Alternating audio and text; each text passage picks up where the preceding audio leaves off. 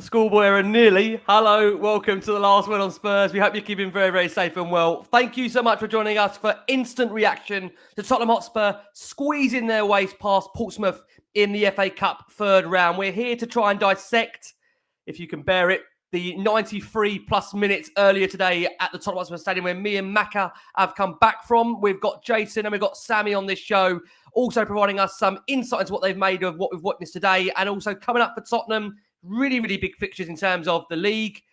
And, of course, looking ahead as well. A brief touch upon Arsenal to come in the North London derby. Right, lots to discuss. Back on alongside me, I've got the wonderful Lee McQueen. Macca, how are you, mate? Enjoy? Good. Yeah, really good. I mean, if you follow me on social media, and by the way, if you don't, what the hell? Sort it out. I need to catch this like on followers. But if you do follow me on social media, you'll see that I was prawn sandwiching it today, very much so. So a massive, massive shout out to the two people that made that happen. They know who they are, and I'm forever grateful because you've just made my three daughters have the best day of their lives. And, you know, whatever we get into today, whatever we get into in terms of an analysis, my twins that are 9, Lottie and Lois, and my eldest, Millie, who's 11, just had the best day of their life. They don't know. They don't care. They saw Harry Kane score right in front of us, and they were absolutely loving it. So, look, I'm sure we'll get into it, but I just want to say a massive shout out to the people that made that happen for me today, and my three girls. And I've just given them a lifetime of misery now. About to say, if they're impressed, the good thing is, Mac, if they're impressed with that, we've got nothing to worry about. We should be fine then, really.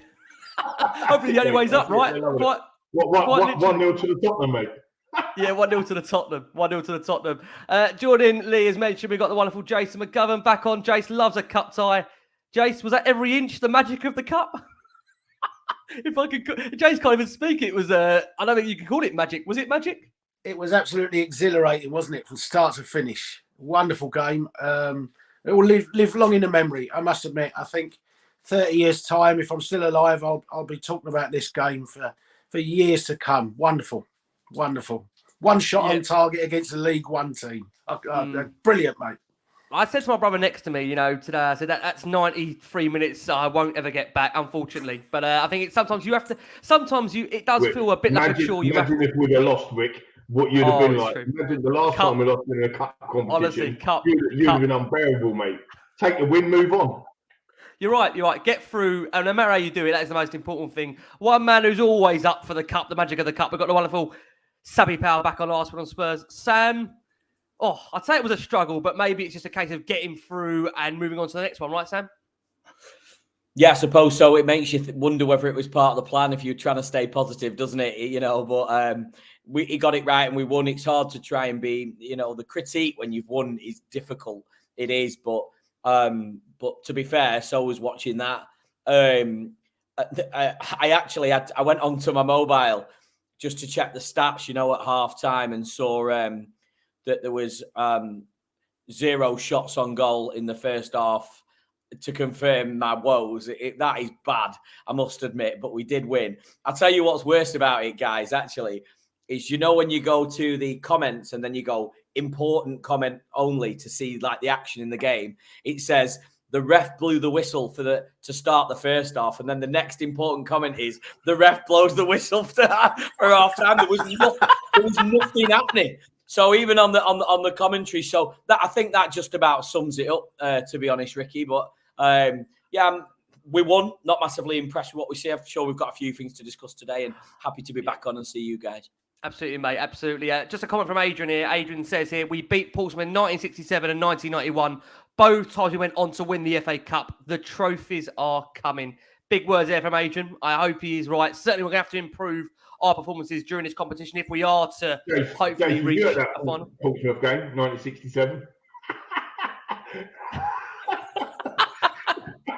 1991 I was. I bet it was. 1991 I was watching Gaza down there at Fratton, yeah. Arguably, I did take a call from Costa at half-time, and he was, as you can imagine, and from full-time, and you can imagine what Ant's words were. They aren't broadcastable at this time of the evening. Give me a shout in a couple of hours, and I'll tell you what he did really say to me.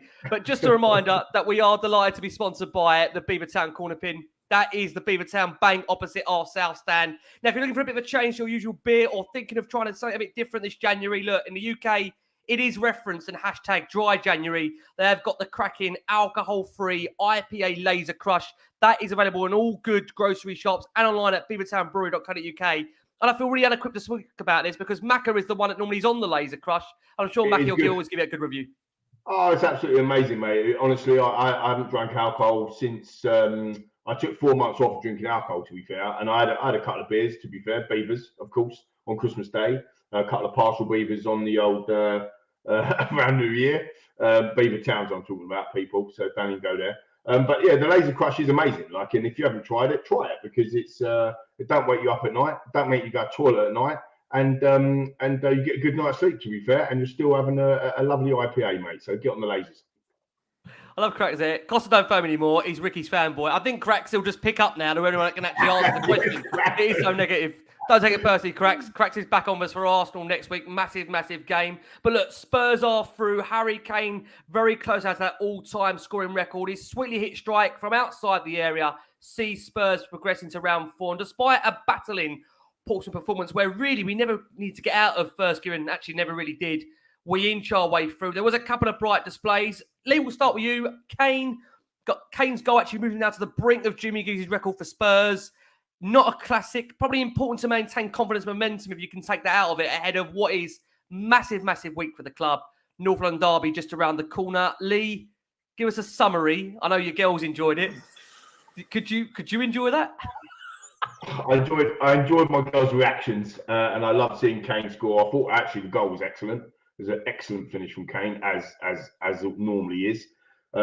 I have to have a bit of a moan about the fans. I'm not gonna lie, and you won't like this. I'll probably get a load of people unfollowing me or having a go at me or whatever. But it was so flat today in that stadium.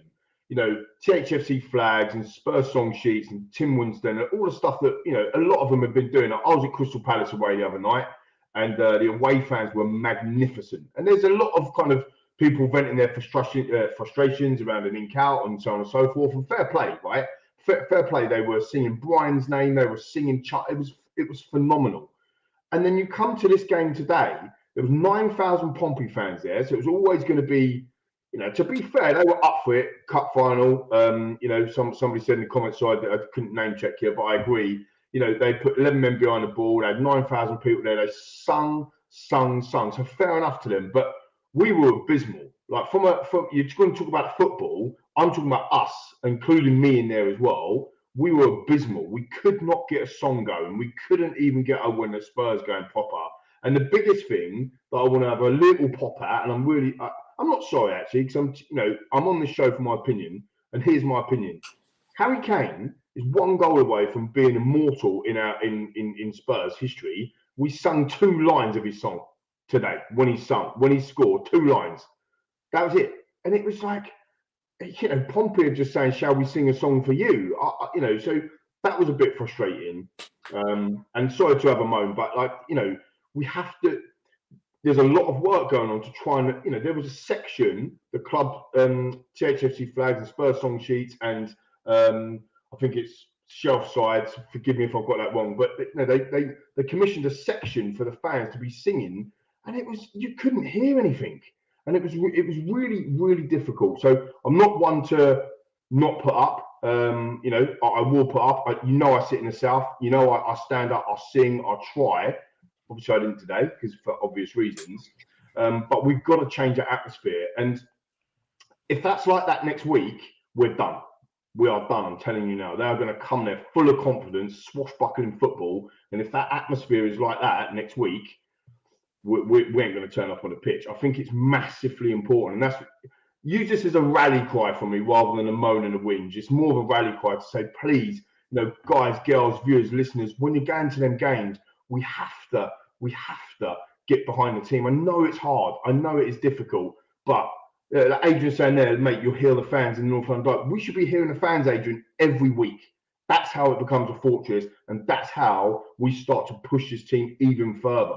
And unfortunately, wasn't like that today, Rick. You were there. Am I lying? No, I've got to be honest with you. I mean, first half. I mean, this is where for me, I think I'm with you. I thought the atmosphere wasn't great, but then I think trying to offer a bit of balance there. I know, like today, look, there was 60,161. So for them people that do say the cup still doesn't mean much, there's a massive attendance there. 8,800 Pompey fans. I think it is a phenomenal attendance for a third round tie. I mean, I know today you don't get probably the normal, usual season ticket holders in there. We know it's a family day, Hensley. You've got your daughters there with you today. I think as well, we made 9 changes today. And I think when you're making that amount of changes, you're never going to get a fluidity in terms of a team. And see, I'm again thinking that it's also down to Harry song. No, it's a disrespect. No, I understand that. No, I mean, that should have been going and reverberating around the thing. When he's taking that free kick, 9,000 Pompey fans are screaming at him, "You're putting it over the bar. You're putting it over the bar."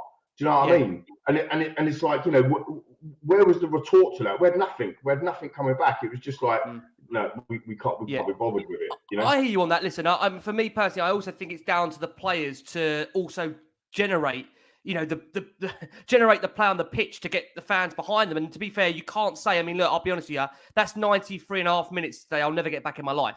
I don't think anyone, I'll be very surprised if we are not the last to play on Match of the Day unless there's been any 0-0s or where it's been, again, broadcasted now, the FA Cup replays and highlights. Because I would say to anyone for their own sanity, whatever you do, don't go and watch back the 93.5 minutes because, not in a disrespectful way. It's not worth your time. Jace, we'll talk about maybe happier things and we'll get your thoughts on it. And again, a 12:30 kickoff doesn't help anyone. I will add to that. Rail strikes, as we've mentioned. But Kane's goal does move now to the brink of Jimmy Greaves' record, as Lee mentions. Look, we are into the 4th round. It isn't a classic, but we did get the job done. So, Jace, overall, we are into the hat. Is that the most important thing today? Yeah, it's the most important thing. And we had total control of the game as well. Let's be honest. There was at no stage did it look difficult for us. I never felt that Portsmouth were going to score when we went 1-0 up. I never felt they would come back from that. You're always wary of just in case somebody scores in the dying seconds from a corner or something like that. But actually, defending from corners, just as it was at Palace, was actually superb today. The way always won the first header, always got it clear. Never had a sustained spell of pressure. Just a couple of, as you say, ridiculous fouls from Jaffet, where you think, what are you doing, mate? Put your brain in. But other than that, so we had total control of the game. And I thought it was a game that Portsmouth deserved to lose because their contribution to it was 0. Albeit, I get that it's a League One side going to a Premier League game. So I understand that. And Tottenham probably deserved a 0-0 draw from it. So it's probably a case that neither side really deserved to win it. And, like I said, it was just that. But one shot on target in 90 minutes. I kind of hoped that Sonny's goal the other night would see a bit more confidence. He looked the Sonny that went into that Palace game, didn't he? Let's be honest. Yeah. Oliver Skipp was playing in Dr. Martens with some horrendous touches. I mean, I think a Butcher would have a better touch than that. And it was just... Hill flattered to deceive. Looked like if anything was. No, I pull you up on that. I thought Hill actually done okay today. I mean, again, you have to. No, but there was still nothing to end with it, was there? I mean, I was going to say Hill looked the most likely to create something. Agreed. Even then, never quite create. Well, there was the one little ball into Dr. Martin that he smashed 18 yards over the crossbar, but it was on the periphery of the game. If trying his very best. Couple of lovely little bits of movement in midfield, but still actually not a lot of end product. That's all. And the Sessignon, my word, what was it? 6 or 7 take-ons completed, none. And I just thought the best player on the pitch was Portsmouth's right back, who was outstanding on the day. You know what's funny, Jace? We actually had a comment in from that on our listener statements, and this is, I'm going to try and find it here. I'll come to it in a second, but we had a comment in saying that literally, like you just said there, I think as someone said, it's the best right back performance they've seen from Tottenham since Kyle Walker. Yeah, I mean, that's quite what I've seen there all season. From one, his one-on-one defending was absolutely brilliant. Yeah, that's League One standard. But again, it just probably shows you just how lack of depth we've got in terms of a second string. But again, we have to then impress the fact that we are missing 5 key players that would arguably be in and around that starting lineup. Sam, let's come round to you. You had to wait patiently there to have your say. I hope we haven't made you fall asleep based on what you had to watch earlier and then wait for this. No, all good views, aren't they? Sam, so what do you make of it? I mean, look, today we've gone through, many would argue, look, when you're playing against a team that have got 5 at the back making it hard for you and essentially saying break us down, you just take the win however you can do. Is that how you probably see it, Sam, overall? Or are you expecting more? Yeah, I would do if it's a Premier League game, Ricky, but I was expecting more like everybody else was. And, you'd probably have got a little bit more sprite from starting. I mean, I wouldn't mind seeing Alfie Devine and Højbjerg linking up. I wouldn't have minded seeing that. I think Harry Kane, we mentioned it before we come on air, what he's achieving it's hard not to just talk about him, but it's breathtaking. In 191 less games than Rooney, and he's nearly there at the record, a different level. And I wonder what Harry Kane's actually thinking about the people behind him. He must just be thinking, what is going on here? Who am I playing with? And that worries me, by the way. And I'll probably bring that up later in the show. But it worries me when he hits the Spurs record. He's hit the Spurs record. He can still carry on and complete the Premier League record and all these other records elsewhere. And you know what? Playing next to Rashford, having Fernandes, having Anthony providing for him is a lot better than what he's getting at the moment. Listen, I'm saying that because he's not going to go to Man City. The most likely move would be to Manchester United. But listen, I wasn't impressed with today. Kane, the saviour. Oliver Skipp. Wow. I mean, if he went on an all expenses paid trip to Amsterdam with Zac Efron, Callum Best and TJ Ramini, he still wouldn't have had a better chance to score than that. And I'm not being funny. It's just, that was a clanger.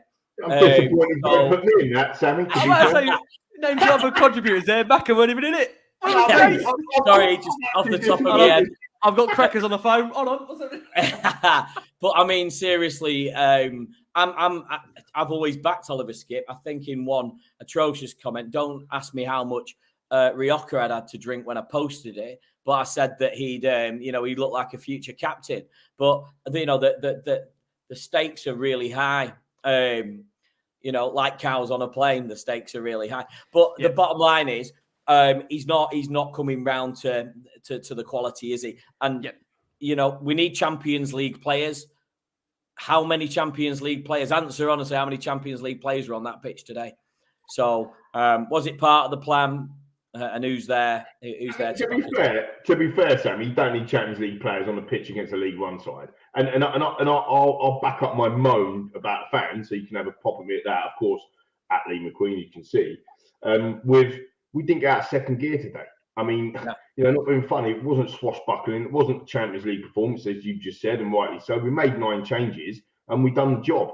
We had 19 attempts, only 1 on target, although we did it at the bar, but that doesn't count. That Portsmouth offered literally nothing. I think they had 3 attempts at goal, 0 on target the whole game. I mean, at the end of the day, it's a 12:30 kickoff. It's flat as a pancake in the stadium. The fans are just, here to watch. The players are there. I completely agree with what you're saying, but we want the football to sing about, don't they? I think it was Paddy who put a comment up before, Paddy Hardnett. I can't remember what his name is. Just saying that they still is it down to the performances on the pitch? It is a really fair comment. That I mean, I still think no matter what, you get behind your team. You can go to Fleetwood Town Football Club and they don't stop for a full 90 minutes, giving it to the away fans and going crazy. And some of the lower league teams have a great support. You can still get behind your team. I get it, but are people just a little bit disappointed in what they're seeing? Yeah, I think that's fair. I mean, I'm just picking up what TJ said in the comments there as well. I did say this off air on the WhatsApp group. I mean, Skip's been injured for forever. He's coming back. He's rusty. I mean, he wasn't good today. I'm not sticking up for him. He wasn't good at all. He had a bad game. He'd probably be the first guy to come off pitch and say, "Yeah, sorry lads, I weren't very good."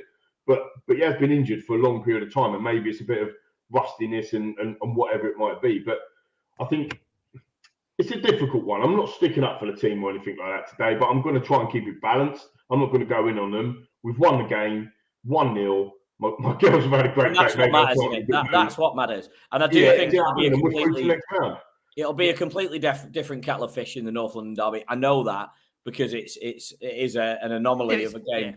Yeah. But it's just hard to watch what we watched today. And like I said, just to echo that, I'd like to have seen some more Alfie Devine. I'm probably with the majority. I believe. Well, I am on my timeline with that young 18-year-old prospect and talent. And I'm the guy that wants to see more Jed Spence, and I'm sorry about that.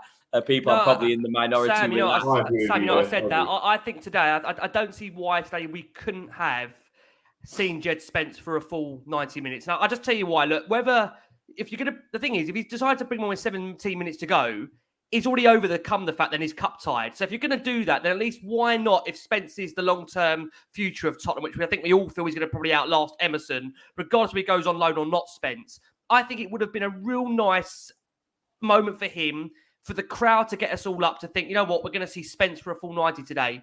And I think, Jace, you've said this off air, that I think Conte's biggest concern about maybe giving Spence more game time than what he's getting at the moment is the concern that maybe Spence does play really, really well. And then arguably Conte might not get who he wants in the transfer market if he does want to upgrade on that right wing back spot. Right, Jace?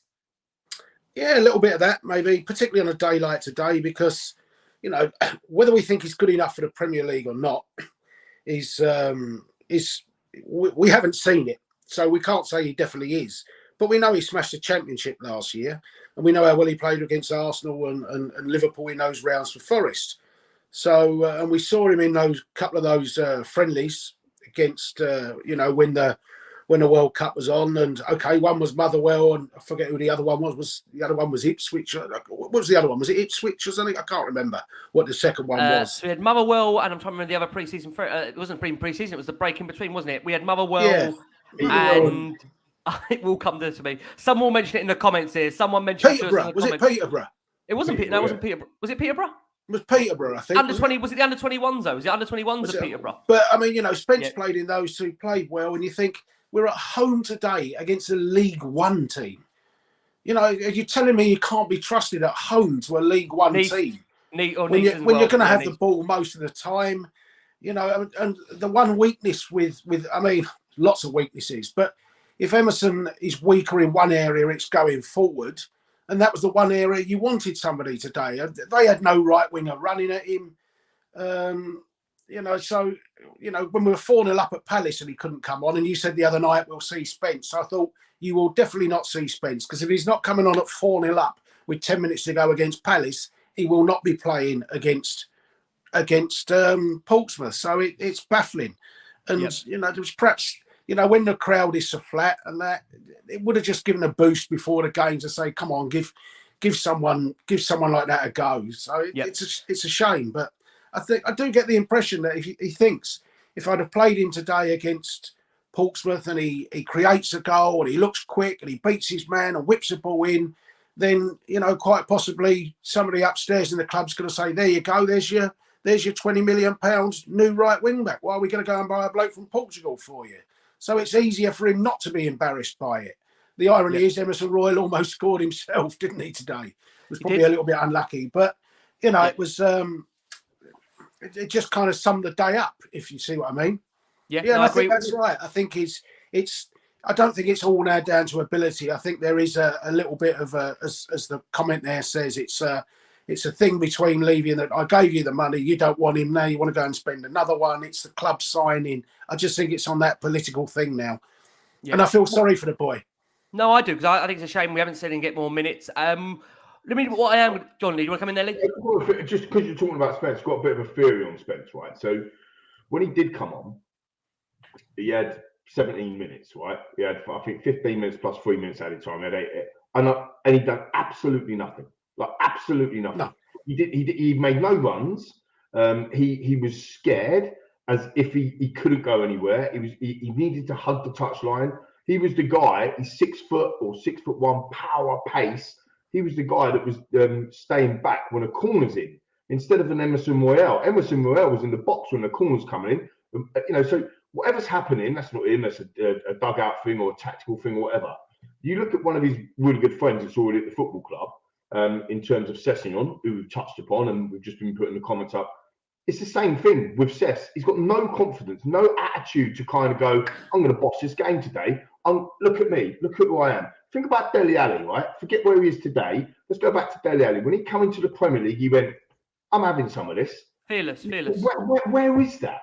I'm so glad you mentioned that, though, because he reminds me. Sorry, Lee. I'm so glad you said that.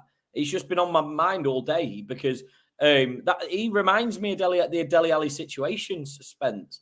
He's got that talent, and he needs the time to show it. I don't think he's going into training. It's just my opinion. I have no idea, right? I don't think he's going into training going, I'm having some of this. Come on. Now, did you think Dele Alli did? He was labelled the laziest person the squad's ever had in the last 15 years. I don't think it's laziness with Spence. I'm not saying the boy's lazy. I think that it's a confidence thing.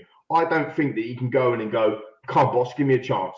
Come on, let's give me a go. And actually, it's quite interesting what happened with the whole Jack Grealish thing the other day. And I don't know if you saw the interview, but he was warming up, and Pep was going to put on Mahrez and not on Jack Grealish. And Jack Grealish was like, I'm just going to warm up anyway. And he got into his mind, and he was warming up, and he said, all right, then go on. He comes on, he gets an assist. And Jack talked about it after in his interview, and he's got a bit of swagger about him and a bit of, yeah, go on, you know what I want. The fans want to see Spence. Everybody wants to see him. Is Conte being a bit petulant by saying, like Jay said, screw it, it's a bit of a chess match? You just don't know what's going on in training. You don't know, do you? I mean, I'm not saying he's lazy. I think sometimes in life, is not even as a footballer, just as a human, I don't think he's stamping his authority on where we can be. I don't think he realises he's as good as he is. This is the guy that had a massive cigar in his mouth at the end of the promotion and giving it last to Neil Warnock. Where's that guy gone? That's the guy that we need to get into the team. And he's faster than Kyle Walker. He brought the most to Nottingham Forest. I always say it. Where's that guy? We need it. I also wonder, though, maybe he's just admitted defeat, that he's just not going to get his chance. Because you also have to bear in mind that I also think for Spence, very quickly on this, because we are going to bring in the listener statements, that it must be quite disheartening when you're being given 2 minutes here, 3 minutes there, 4 minutes there. I mean, Jace, it almost to me feels a bit of a disrespect to the player. You know, what are you expecting a player to do in 2 or 3 minutes when they obviously signed for the club thinking they were going to be getting an element of game time? You know, he did pick Spurs over a number of other clubs as far as we're aware. He had interest from Germany. He had interest from other rival Premier League clubs. So I think, you know, for Spence, I'm disappointed that he's not been given more opportunities, especially when we can all see it as well as Conte that this is no disrespect to Emerson Royale, because Emerson Royale was bought as a right back, not a right wing back. And Spence is allegedly... He is rubbish, though, isn't he? Yeah, but again... He is only, mate. He is, but the thing with Emerson is that if that is what his job is and he's limited to that, then I also blame Conte for putting him through that when he clearly isn't equipped for that position. And that's where I do feel, Jace, coming over to you very finally on Spence, that I think for Spence, it's very hard for him to continue that motivation and belief when he's being given 2 or 3 minutes here, 4 minutes, 5 minutes there. Must be hard for a player as well, Jace, right? I think we have to look at it on both elements of the scale. Yeah, I think Lee's probably right to a degree, and makes a good point. And we don't always see what's happening. I think the other thing in Spence's mind is not just maybe is he being eroded. His people, the people around him himself, watching from the bench, families and things, they'll be looking at Emerson Royal and think, how the hell is he in front of you?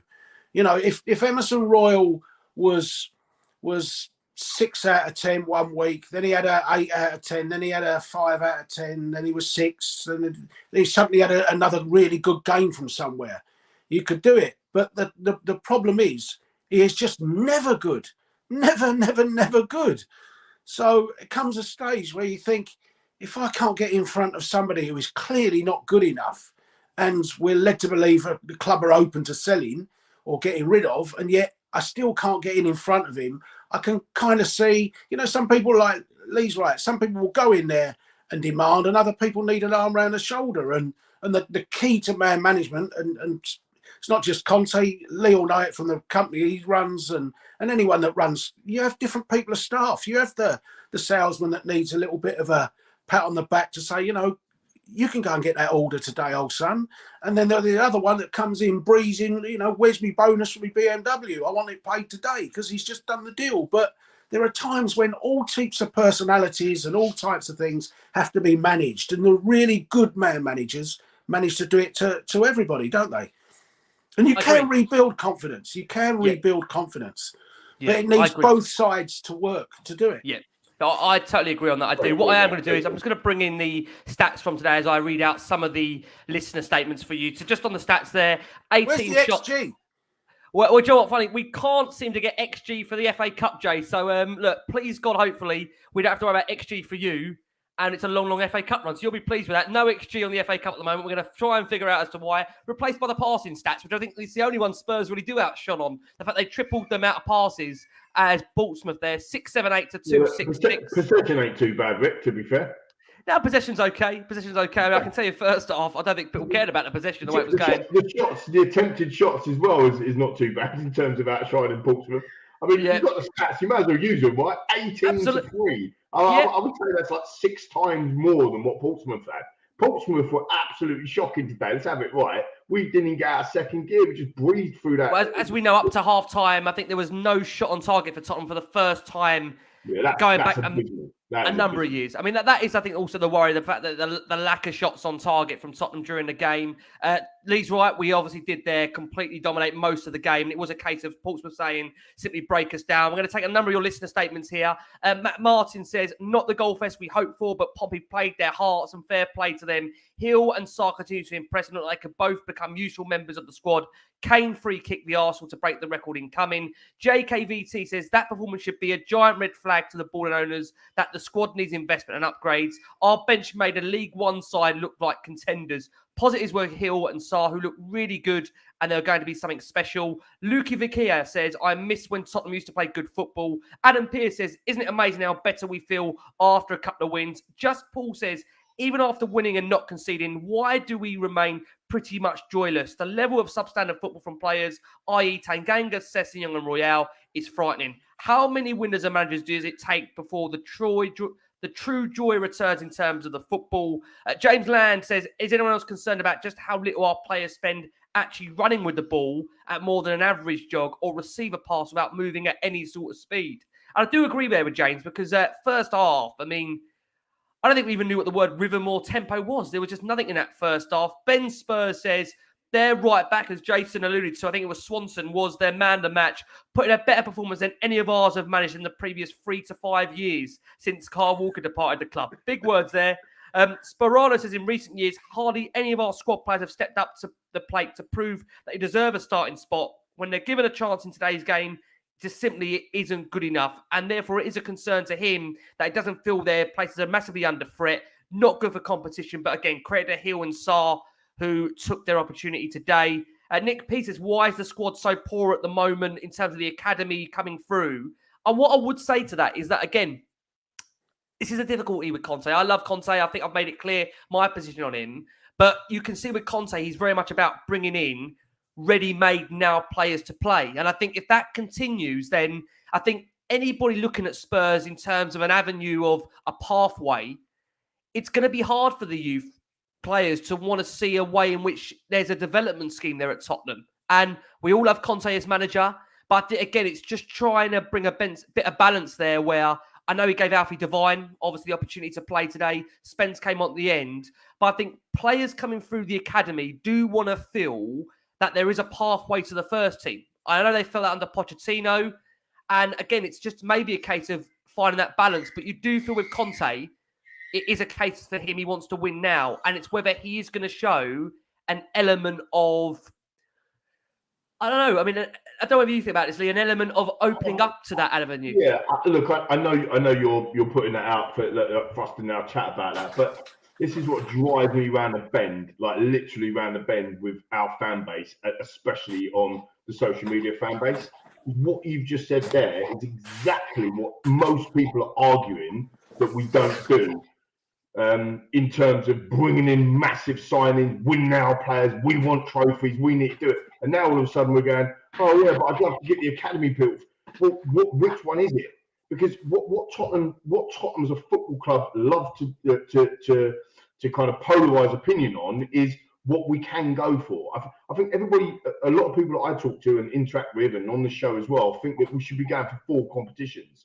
That's impossible. With the squad that we have and the people that we have in the football club, you cannot go and win 4 competitions.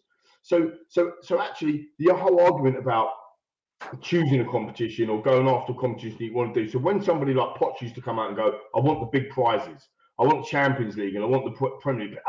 That's terrible. You can't do that. You're putting Vorm in goal, you're playing Son as a left wing back or whatever it was. You can't please everybody. So the reality of the situation is we've just sat there and we've just seen Papa Matasar, who's 19, Skip, who we've just obliterated, like he's 20 years old. We've got Sessignon, who's just been battered, who's 21 years old. Kulusevski, who's 22 years old. I mean, what are you on about? Young players? What do you want? 15-year-olds in the squad? Come on, seriously. Have a look at the facts here, people. Not you, Rick, but come on. Have a look at the facts. The facts are that we need to upgrade our first 11, as everybody keeps talking about. We need to bring in these massive players. We're going to spend 85 million on Guardiola. Breaking news, team. Breaking news, everybody. He's 20. He's 20. Is that a ready-made player? Because Romero's 23. Like, Kulusevski's 22. Was that one that Conte wanted, or was that a young, up-and-coming player? I mean, come on, man. Define it for me. Because it's doing my head in. We're bickering about things that is... The definition is, though, Lee, is that they've had the game time.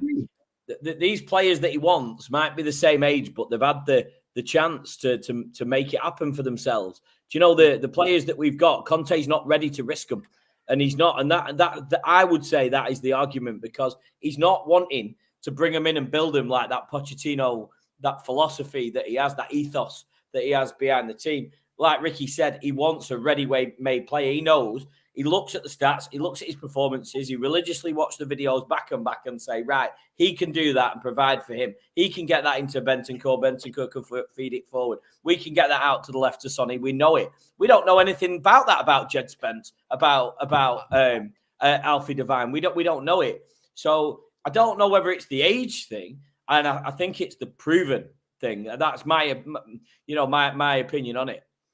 You know, it's interesting. I think as well, it's the quality. I mean, if we look at the players that have come through in the last 6 or 7 years, Kane apart, we all thought Winks was going to be something, and look what happened. We all thought Tanganga was going to be something, and look what happened. We all thought that Skippy was going to be something, and look what's happening. So you called it on Winks. You actually called it on Winks on our show on Love Sport. It's exactly the same. Let him grow. Last season, it's exactly the same as Sarr today. Brian Hill the other night at Crystal Palace. Everyone's calling him a saver, whatever it's going. You called it on Winks. You said, "Let the boy play. Let him play." And when he played, now who would have Winks back at our football club? The thing is with those young players, for me to judge them, they've got to play at a minimum 50 games. You want to see them you want to see how they handle the game when Tottenham are getting beat. Do they still want the ball? You want to see what they're like when they're winning. You want to see what they're like. What's their lowest level? What they like when the confidence goes? What they like when there's belief? You have to have all of that, because we called him Winksiesta. And then after Palace the other night, apparently we've already got Bernardo Silva and Yaya Toure in the team. It's like, Jesus Christ. I mean, talk about overreact to something. Let them grow. I don't want to make any judgment on them for about 50 games. Just let them grow. That's a great point. Let's have a look at what they do. Yeah, massive. It's huge, Jeff, I mean, after Liverpool, his debut, I think we played Middlesbrough, didn't we? Straight after that in a cup replay. Yes, that's right. Yeah. I think he won man of the match both games, and Japhet Tanganga will be in the World Cup as England's right back.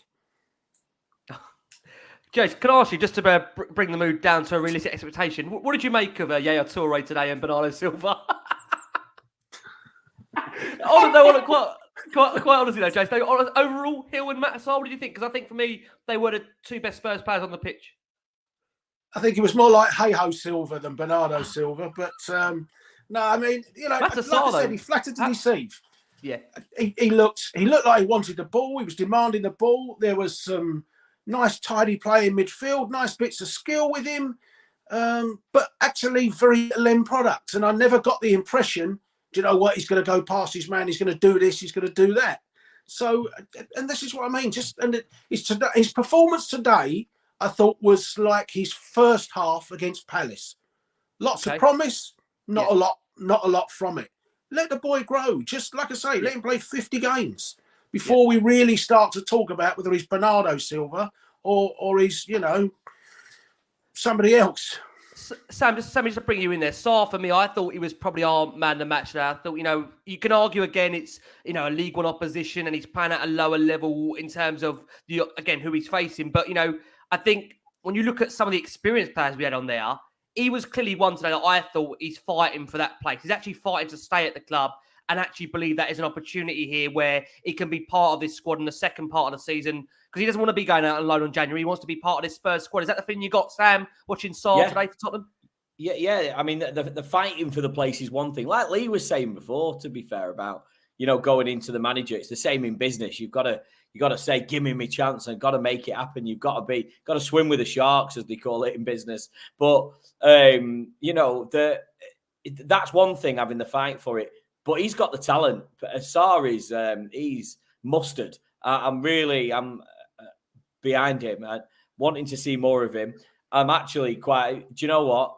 If they started him in a North London derby, I'd probably be quite happy with the current squad that we've got. I'm not being funny, because he's one of the only players you watch. He's linking everything up. He's thinking before he moves. Yeah. He's one where you'd see him start a young talent and go, and wouldn't be shocked at the risk that's been taken with him. You'd want them to have the place to shine. That's always how it happens. Jason, again, I sometimes sit on this show and think there's no need to have me here, especially when there's comments from Lee and Jason like that. But it's you look at Harry Kane when he first started, and it's all about opportunity, isn't it? It is, and that's what it's about. And I understand that Conte's a proven winner. I don't want to keep going over and over and over this, but if he's a proven winner, but we still need players, he's still got to start bringing in some of the talent that we've got, like Sarr. So your question was he standout? And the answer is absolutely, apart from Harry Kane, absolutely. Yeah. Lee, coming over to you. We are, going to touch on the other players, but just to maybe try and end it on a positive before we go for our first break. Hill and Sarr especially today, that must have given you a lot of optimism in terms of two that are coming through there. Sarr especially looks like he's really taken that opportunity and has stepped up. And I think, again, this is about grabbing, as Sammy mentioned there, the opportunity. Is that what you'd argue exactly what he's done? Because I think, he's got an extremely high ceiling, and one that I think Jason says, just let him play and enjoy what we're seeing at the moment, right? Not put too much pressure on him. Completely spot on. I mean, the guys, he come on, what was it? We were 2-0 up at Palace, maybe for half an hour to go, whatever it was. Come on, done really, really well. He's done really, really well today. Again, low league opposition, but really, really well. He's showing, regardless of what the opposition is, he's showing that he can step on a pitch in front of 60,000 people and still do it. And that in itself is pressure. He's not afraid of the ball. Give me the ball. I want the ball. Like that. That's the sort of mental attitude that I'm talking about, to be able to say, can Conte ultimately trust him? Brian Hill as well, right? He's done the same thing. Yeah, he falls over still a little bit, but I mean, my word, he's improved tenfold since the first time we actually saw him in the Spurs. I never thought we'd put one on again, if I'm honest. But now, again, that big hug after Palace. I was at the Palace game. I thought the second half was excellent from Brian Hill, getting that confidence in him. It's like anything. Like both the lads have touched upon, business or work, or as a comparison. Like if you don't feel valued in your current job, you are not given 100%. It's fact. Whether or not you think you are or not, subconsciously you're not. It's just in a relationship, if you're not feeling it from your partner, you're not giving it back in 100%. So maybe it's something to do with Conte. He's a bit hard, maybe somebody put on the comments earlier, maybe he's a bit old school, maybe he's a bit hardened around that sort of stuff. He's not like a Harry Redknapp, as Jason mentioned, put your arm around and stuff. But he seems to have a massive respect. He seems to know when to give people massive cuddles, like he did Brian Hill and all that sort of stuff, and give him that confidence. But, it's like coming back to Skippy. Like, he's played, 5 seconds? Like, and we're absolutely battering the bloke. I mean, I hope he's not on social media. I really do. It's the same with Emerson, even though I've gone in on Emerson as well. It takes me a lot to go in on them. But, he's not very good. But, I mean, it must have an effect, Rick. Do you think it does? Let me put it this way to you. You're lucky, Rick, because you're a good-looking guy. You're running the best Spurs podcast in the country and actually in the world, in my opinion. And you don't get a lot of grief. But you imagine if you switched on Twitter or social media or whatever every day and just got absolutely battered. At one point, you're going to say, "I'm not sure I want to do the show tonight." Would that be correct? Well, I mean, that is fair. I mean, listen, we've all gone through turbulent times doing this show. I mean, I think you know yourself, Mac. Have they never seen my DMs to you, Rick? Yeah, don't show the WhatsApp every day. only the other ones. Only the ones from a couple of years ago. Mac, I agree. I tell you, listen, it's. I think, as we know, social media is such an unforgiving world out there that you know you are only as good as your last performance. I mean, that's the reality of football. You've got these youngsters. You're talking about going back to the point you made about 15 minutes ago about the real youngsters. Does Conte give them a chance or whatever? But Sarr is not going to start every single match now from now until the end of the year. He's not going to start Champions League matches, FA Cup matches, and Premier League matches. And there's nothing wrong with that. But what's brilliant about this situation now is, and again, I'm sure we're going to come on to him, but Basuma getting injured in the warm-up. So he's now injured again. This is a massive problem. This is another guy that, for me, is devoid of all kind of confidence. And I don't know whether Conte's wringing this confidence out of the likes of Sessegnon, Spence, Basuma. I don't know. But the reality is he's devoid of confidence and now he's injured. Sometimes when you get a little niggle, a little get a knock, but you're playing well, you want to play. And again, coming back to my point, no matter what walk of life you're in, if you're in a really good place here, I'm available, boss. I'm ready to go. I'm coming. I'm in. When you're not in a good place up here, you're kind of like, oh, I've got a little ankle injury. I think I'll miss the next. Sorry, boss, I can't really play right now. And that's very, very frustrating for the staff and the coaching staff. So Basuma's one, but going back to Sarr, with Basuma being a bit in and out and whatever, Højbjerg and Bentancur, when they're fully fit, he now knows that he can rely on a Sarr to come on and shore up the midfield for the last 10, 15 minutes. The thing is with Basuma, Lee, sorry, if you don't mind me saying, is he's come in, and this is the issue that we have. We buy cheap and we try to buy good. Let's say, you know, I was pretty chuffed with Basuma coming in. He had a great season. I think most were, Sam. I think most people were. Yeah. But when they come in, it's fitting into that Tottenham philosophy. I think we saw he's been embedded into it. He's come up into it. So I think he'd be more beneficial than Basuma. I'm actually disappointed in Basuma. Has he had the full chances? I think, Sam, you know what? Maybe he has. When I watch him, there's a guy there for me that looks devoid of confidence. I don't know whether he's been out-coached or to some degree maybe asked too much of him. I don't think so. I don't think a coach like Antonio Conte gets the worst out of you. I don't. I think he gets the best out of everybody. But the problem is does he fit into that level? If you were watching, if we were playing that Ajax game again, you know, and let's be honest, that was an anomaly. But if you were watching the starting lineup and Basuma was in it, would you be happy at this current stage? And the answer is no. And again, we come back to, I think Sarr just needs a few more. My closing comments on Sarr are this. He needs a little bit more game time and he needs his big boy wings. He's only going to get his big boy wings in something like the NLD. I'd love us to go 1-0 up early. I would. And I'd love to see him get some game time in it and really make an impact in it. But I think he is a player that needs to stay at Tottenham. We don't need to see another Marcus Edwards situation. We don't need to. He needs to stay with the club and we need to get completely the best out of him. And I strongly believe that if we do, we've got a phenomenal player on our hands. Yeah, but just on Basuma, I just want to go back to that very quickly and just say, look, I just think for me, you don't become a bad player overnight. I think Adrian Soroka mentioned it here. He was playing in a free. I think some players, it takes a bit more time to adapt. I mean, we have to remember, he's no disrespect to Brighton, because I wish we had a succession plan the way Brighton do, because you've got to say they're remarkable. They lose a manager, they've got a manager lined up. They lose a director of football, they've got another director of football lined up. They lose a player, they've got a player lined up. If we had a succession plan like Brighton, you'd argue where maybe we would be. But, you know... Yeah, but who wants pebbles on the beach? You want sand.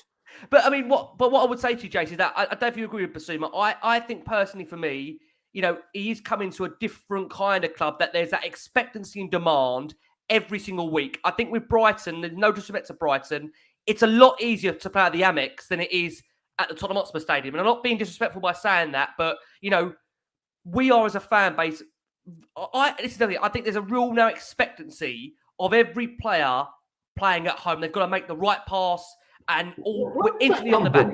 Where does that come from? Because I agree with you. I'm not arguing with you on that point. But where does that come from? Views and I think that maybe comes from Liverpool. 2008. The board, by a lot of people and a lot of voices, and fair play to them as well. The board are shite and they need to go. You know, Conte plays rubbish football. You know, we've got crap in the back. Like, Dyer needs to get out. Davis ain't good enough. So where does it come from, the expectation? Because we're the proverbial underachievers, right? We're the proverbial bottlers. But so where does the expectation come from? It don't come from the media. No one in the media. You go and speak to anyone. Roy Keane, Tottenham is shit. Sir Alex Ferguson, it's Tottenham, don't worry about them. You know, no one other than ourselves have this expectation. But it's crazy. The expectation comes from us overperforming for what we're supposed to be achieving. That's where it comes from. Then you lump us in a £1 billion stadium, best in the world. Then there's more expectation. Then you start getting players like Bale, etc., players that perform and become international superstars and then leaving us. There's this expectation behind Tottenham. It builds itself, and it's left, it might drop you at the end. It's the result's never there. We're not going to be winning the league, I don't think, in the next couple of seasons with the current board.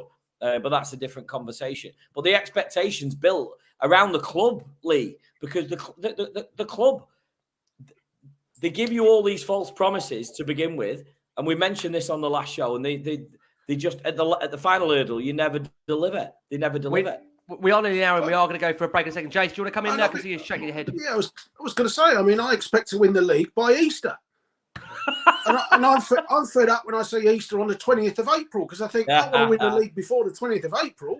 I expect to win the league. I expect to win the Champions League.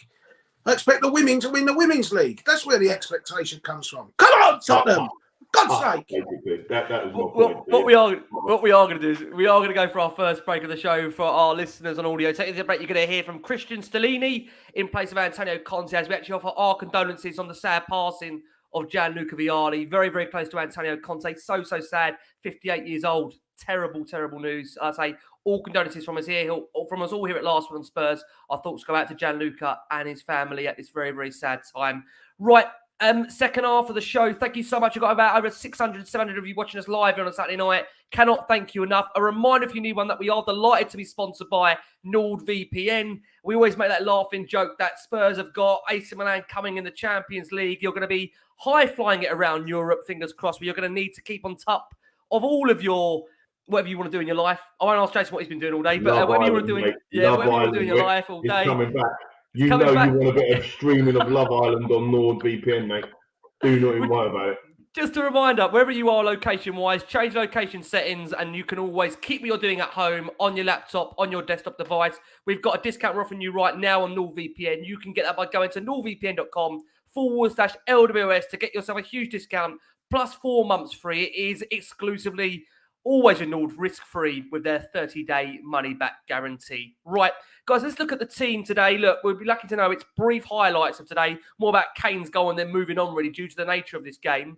But, Jace, we'll come over to you to discuss today's team if we can.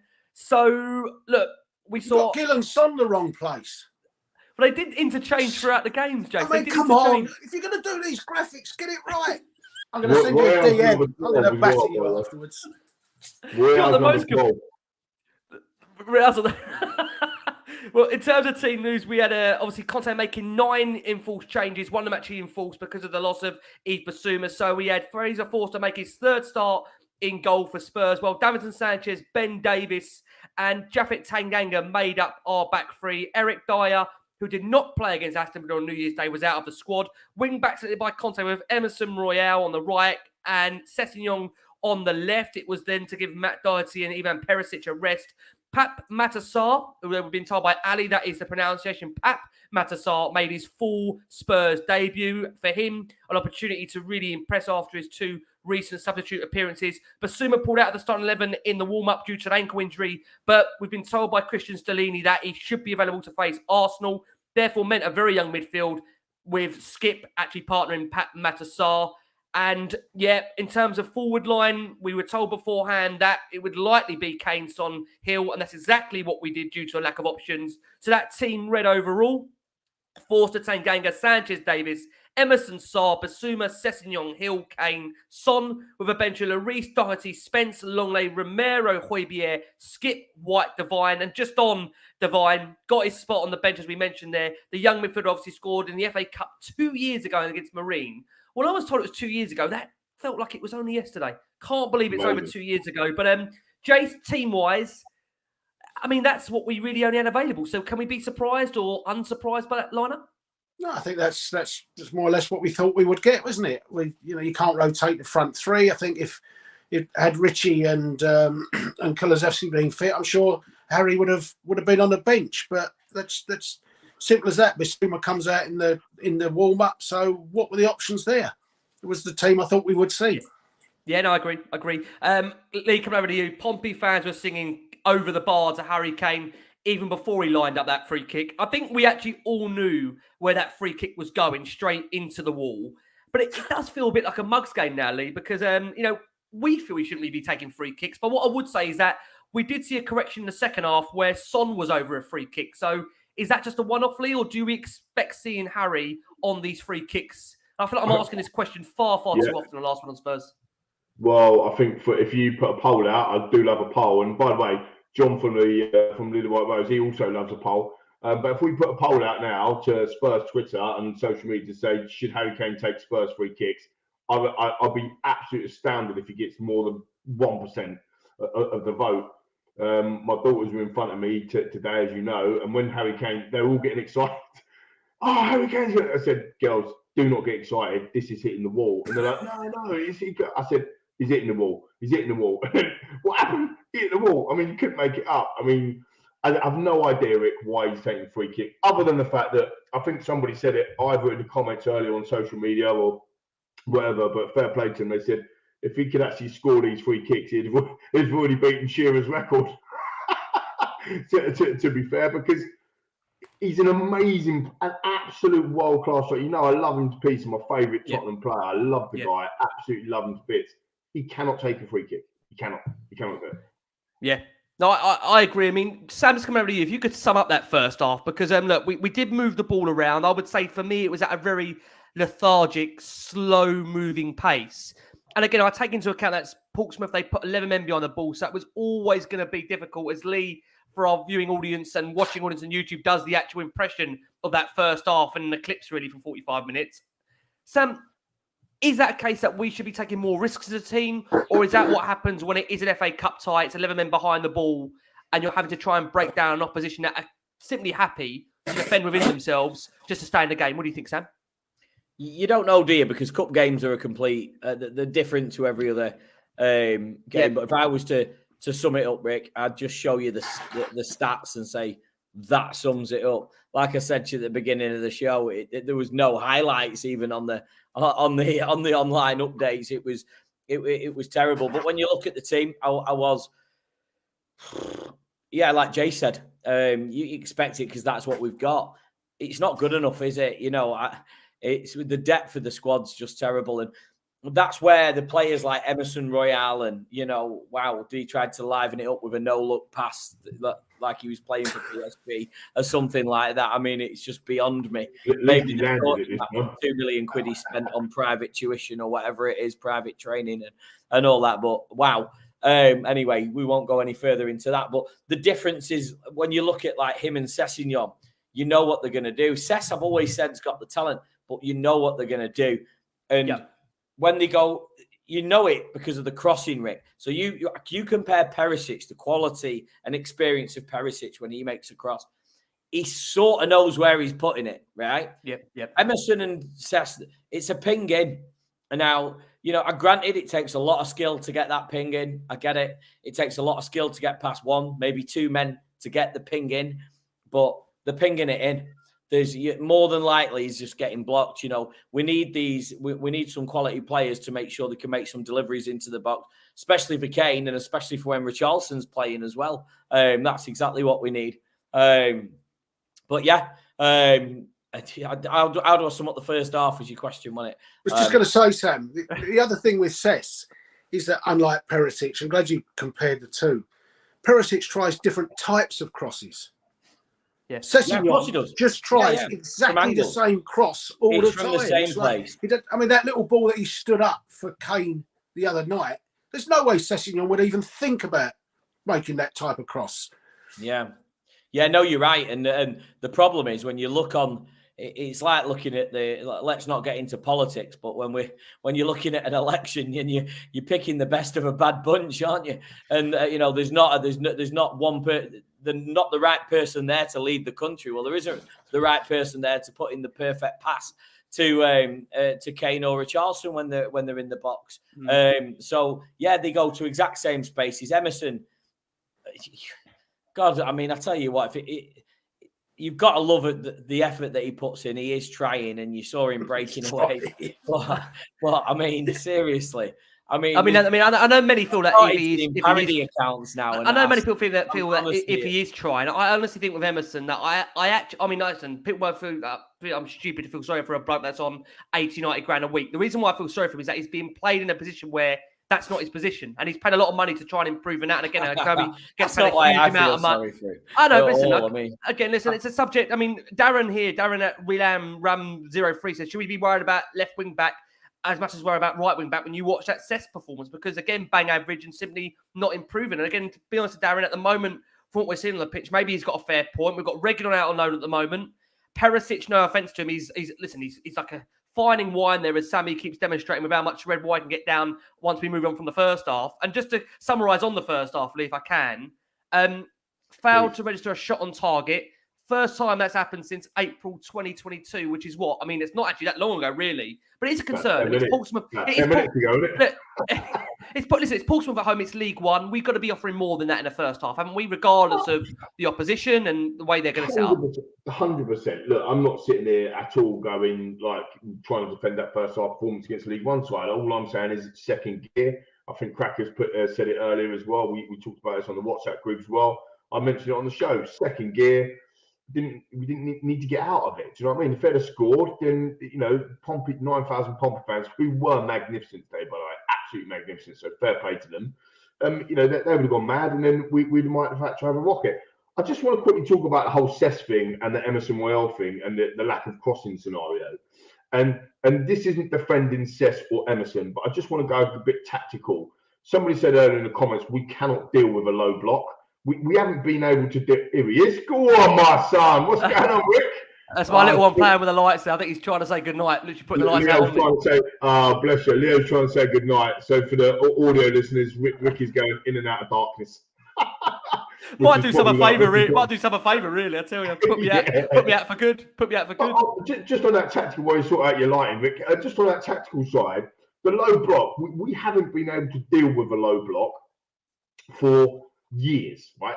For years, under Poch even. Ericsson scoring a 93rd minute winner against Brighton at home. I remember sitting there, half the South Stand had already gone, and then we get the winner. This is not a new problem. But the thing is about a low block is that when teams set up as a low block, they're almost saying to you, go cross the ball, right? Because they want you to go wide, cross the ball, and then they will deal with it. You've got 6 or 7 or 8 people in the box dealing with the low block. So the only way that we can get a better performance out of the likes of Sessegnon, the likes of Emerson Royale, whoever's making these crosses, is against the low block is don't cross. You've got to go through the middle. You've got that. You're going to love this, Rick. The lock picker. You've got to have that lock picker to be able to put them balls in, and that's not what we're doing. So setting up against teams that are going to low block, and blimey, we know this as Spurs fans because Jose used to do it enough with us. Do you know what I mean? So setting us up with a low block, or against a low block, and just saying, fine, you can have the ball wide if you want, cross it in, don't worry about it, we're good enough to deal with it. Yep. Then couple that with the fact that you've got zero chance of getting that ball in because you've got Sessegnon, who does the same thing over and over again, and Emerson, who can't cross a ball for toffee. You've got no chance of making any creation.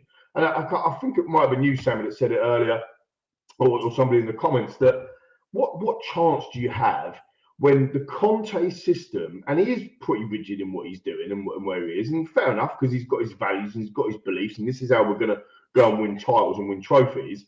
But you've got the left wing back and the right wing back that literally cannot do the left wing back and the right wing back job. I mean, they literally cannot do it. that is what we're facing. The pressure that the rest of the team and the other departments of the team have to go on because of that scenario is literally crippling. And that's why I can't understand. Everyone's going mad about go sign Porro. Look, I'd quite like him. Of course I would. It'd be by all accounts, he's fantastic. We say we like him, but we actually don't know how good he will be in the Premier League. We don't know that, do we? It's still a risk. Not. It's still a risk. Of course, it's a risk, but also you can't have 3 right wing backs, let alone 4. I mean, no, that would be ludicrous. It would be ludicrous. It is ludicrous. I agree. Something needs to change on that, and I'm sure we'll get into that in a bit. But that tactical, I was going to go tactical aspect there. Like sound like I'm Conte, the old tactical aspect, but. You haven't said the word solutions yet. What's going on? You've got to say the word solutions. We need to find a solution against the tactical aspect. Yeah, there you go. I think tactically, when somebody's setting up as a low or team setting up as a low block, you have to find a solution. There you go, Rick. You have to find a way to get through that lock picker, and that's why somebody like a Brian Hill or somebody like Kane dropping deep, like he did against Palace, ran the show in the second half. They couldn't handle it. And that was one of the things. And to be fair to Kane, he did that a little bit more in the second half. And like we said earlier, his finish was outstanding. Yeah, it was. Just to Craig's message here. And Craig, you're actually spot on it. Ricky, you were inconsolable after going out of the League Cup. You can't be sure about the performance if we are going through to the next round. And that's what that matters. And Craig, you know what? You are spot on because I was inconsolable after we did go out of the League Cup. And yeah, you're right. I mean, today, the most important thing is getting through. Let me make that clear. That is the most important thing. And Newcastle are out, Ricky, as well. Newcastle are out now. And John, Sam, I'm just about to say that. It's a Saturday evening here. We've just seen Newcastle go out of the FA Cup, a club that really for them, we know they were desperate, to maybe make a claim this season with their lack of trophies like us. They would have earmarked this competition as an opportunity to win a cup. And they haven't done it, and Spurs are still in the cup. So look, you're right there, Craig. I will give you that. That today maybe it is about just getting through, and that maybe be all and end of all is the most important thing. And I will make that case that if you are making 8, 9, 10 changes, in the case of today, 9 changes, you are going to get a fluid 11 playing. You're not. Do you not think, Jace? If you're going to make that many changes, you lose Basuma in the warm up. I do think you have to make a case that it's going to be very, very hard to get an 11 that are going to come and play swashbuckling football when you've also got a Portsmouth team that are very rigid, sitting in 5 at the back, almost saying break us down, and we struggle to do that. But one man today whose moment of brilliance was the difference was Harry Kane. Jace, we'll start with you because true to Spurs, they were better in the second half. Emerson before that heading against the post, and then Kane now moving 1 goal away from Greaves' record of 266. Lovely finish, super curling effort. It was a 1-2 with Sessegnon. He angled the shot beautifully, and the game was really decided on that moment of quality. So, again, lovely finish from Harry. Has it all set up, Jace, for the North London derby to break it? Well, you're right. It was the one moment of real quality in the game, wasn't it? Real quality. Brilliant the way he worked the space for himself, and then just phenomenal finish. I can remember saying, I think really, really early when we started doing this, and somebody said, can he break Jimmy Greaves' record? I said, no, I don't think he'll break Jimmy Greaves' record.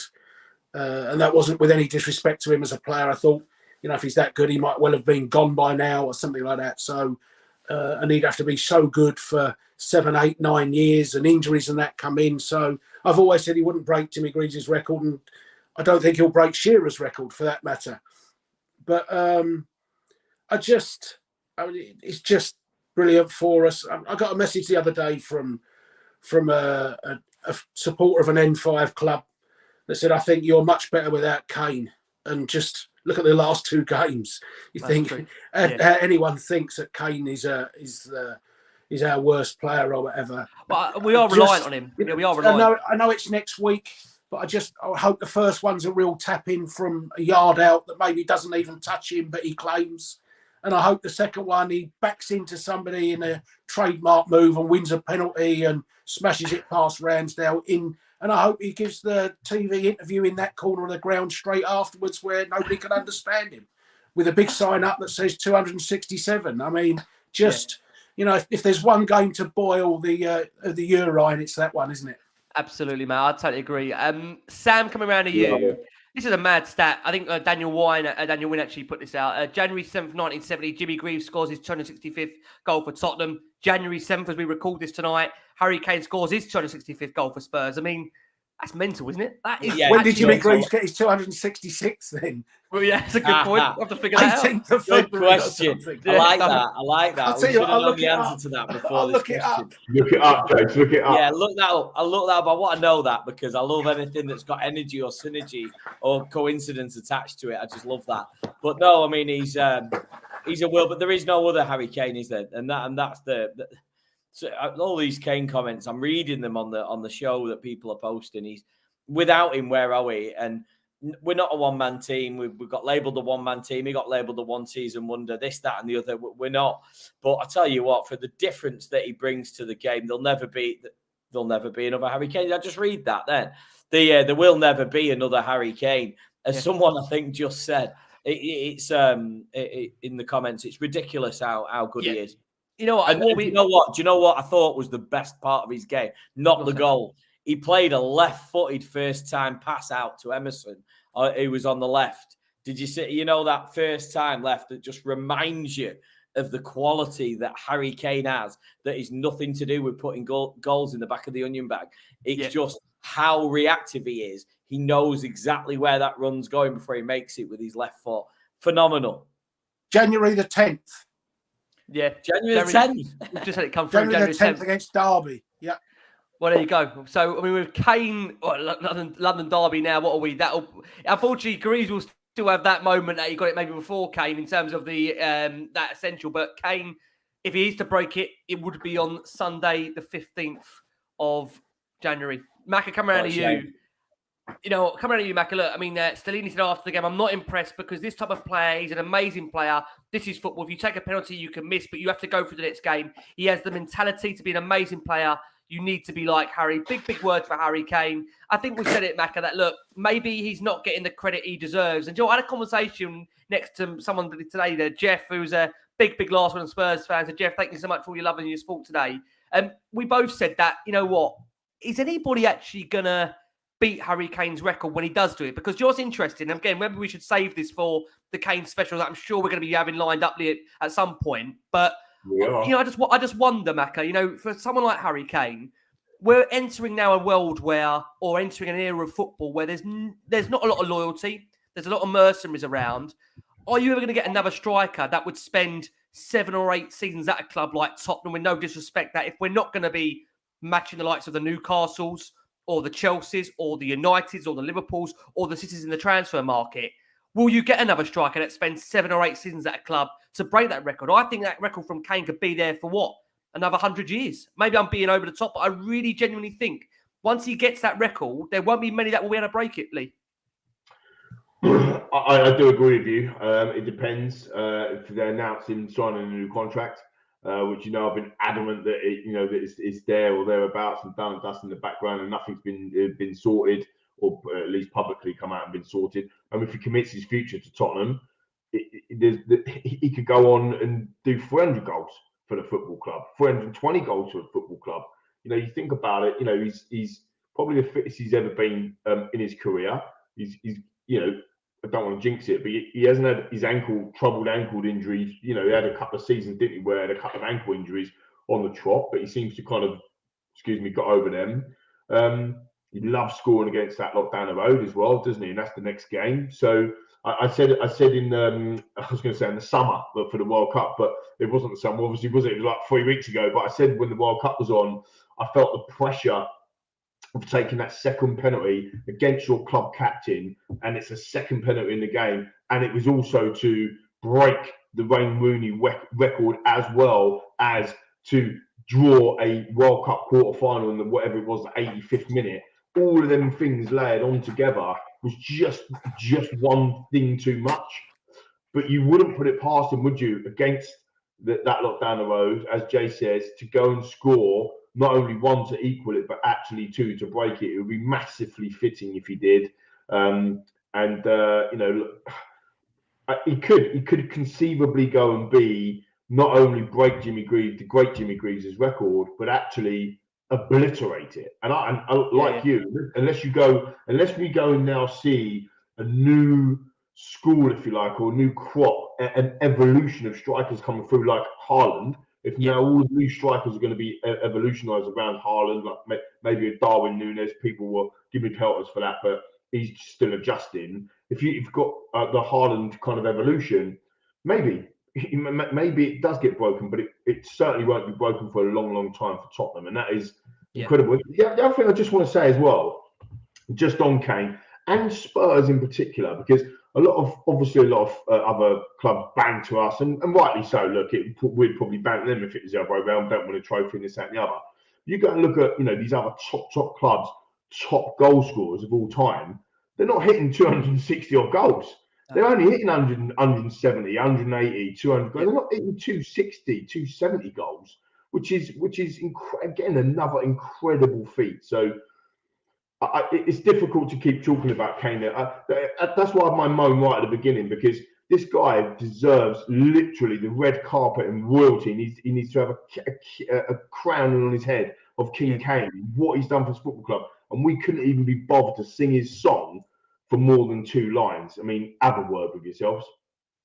Yeah, I mean, listen, I'm sure that last one on Spurs, we're going to definitely be doing something for Harry Kane once finally he breaks that record. We have to be doing that. I'm sure. Look, it's one of those things where for Harry Kane to have done what he's done to now has been incredible. To surpass it is another unbelievable feat. It really, really is. In terms of after that, we saw Skip have a really big chance. I'm just conscious that we have done a lot on Skip already. We know he should have got that on target. I think Skip, he would have known that as well. But look, he is coming back from injury. Spurs, in terms of subs, we saw Jed Spence wait for a start go on, but he did appear and did get 15 minutes or so. Maybe I'm being harsh there. I think it was more longer than 15 minutes he was on the field. Didn't really do much in that time, but again, you would like to see him get more game time. Obviously, Spence's appearance now means that he is cup tied. So I don't know whether that does affect the thinking of his status in terms of getting him alone, because maybe it's just a case of getting him out, playing games, regardless of FA Cup tied or not. It'll be interesting to see how that plays out throughout the rest of the window and how Spurs do manage this Pedro Porro situation, which, if I'm being honest with you, I am getting bored of it. I know we're only 7 days into the window. I know, Jace, you absolutely hate the transfer window, but I'm sick of hearing that we're interested in the player that's got a release clause. If you want him, go and get him. I am honestly sick that we're sent for January, because the fact of the matter is, we're going to come on to it in a second, Spurs have got a lot of their big games this month.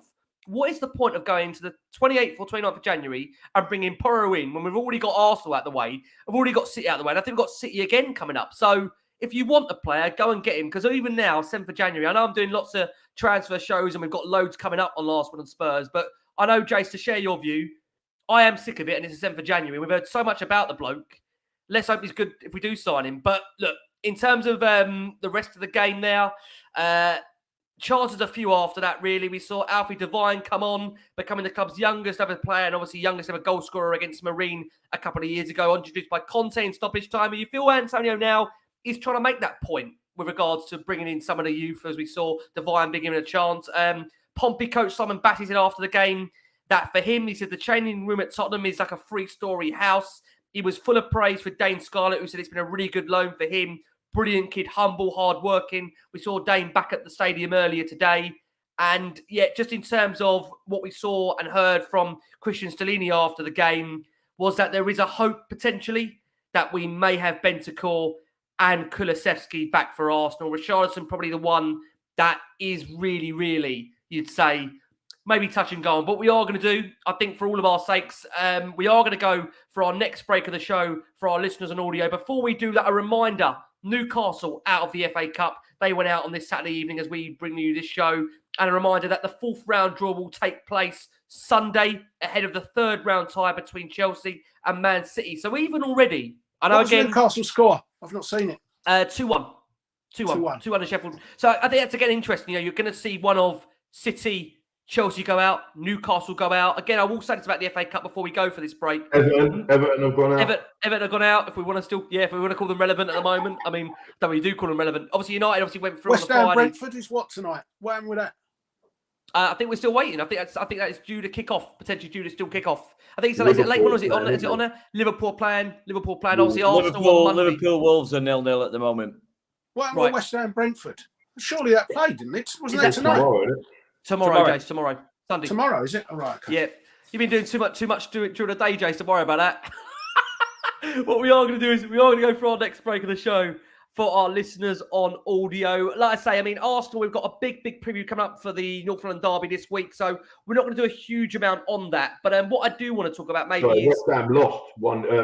West Ham won 1-0. Sorry, Spurs. I thought they were tonight. Yeah, right. Yeah, Jed Clark. Sorry, just giving you some shouts out. Yeah, it's 1-0. They won. Right, West Ham won. Okay, guys. Heung-min Son, we've got a question in, Jason. We'll come to you. Look, you've always been a massive Sonny fan, always backed him.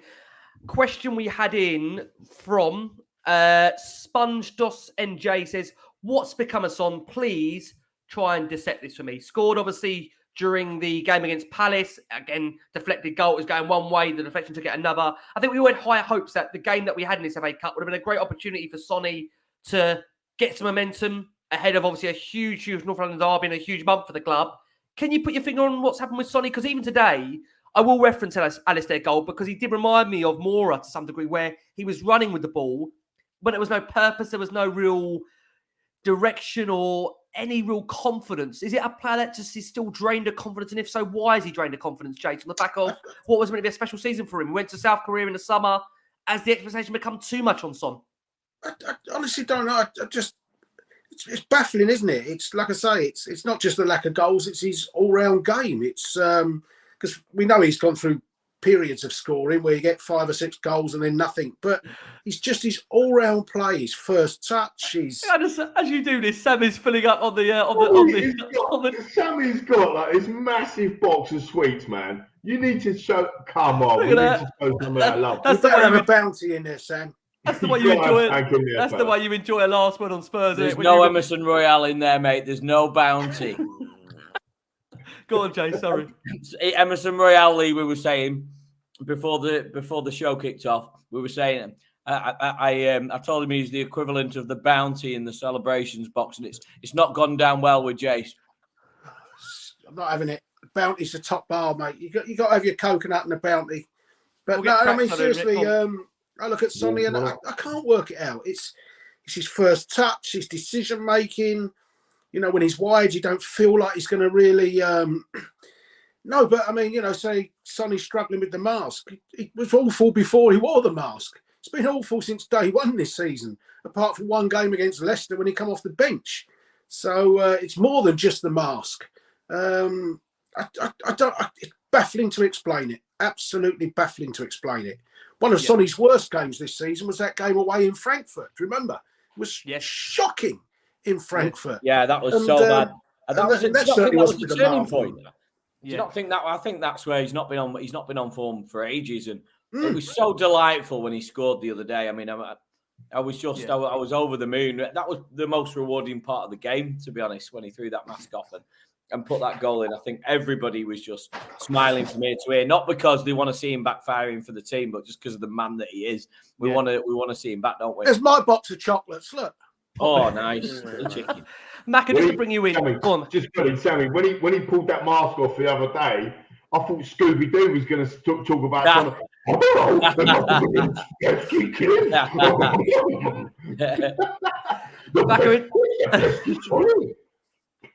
Mac, in terms of games coming up, obviously we've got Arsenal Jan the 15th, Man City Jan the 19th, Fulham away Jan the 23rd, Man City at home.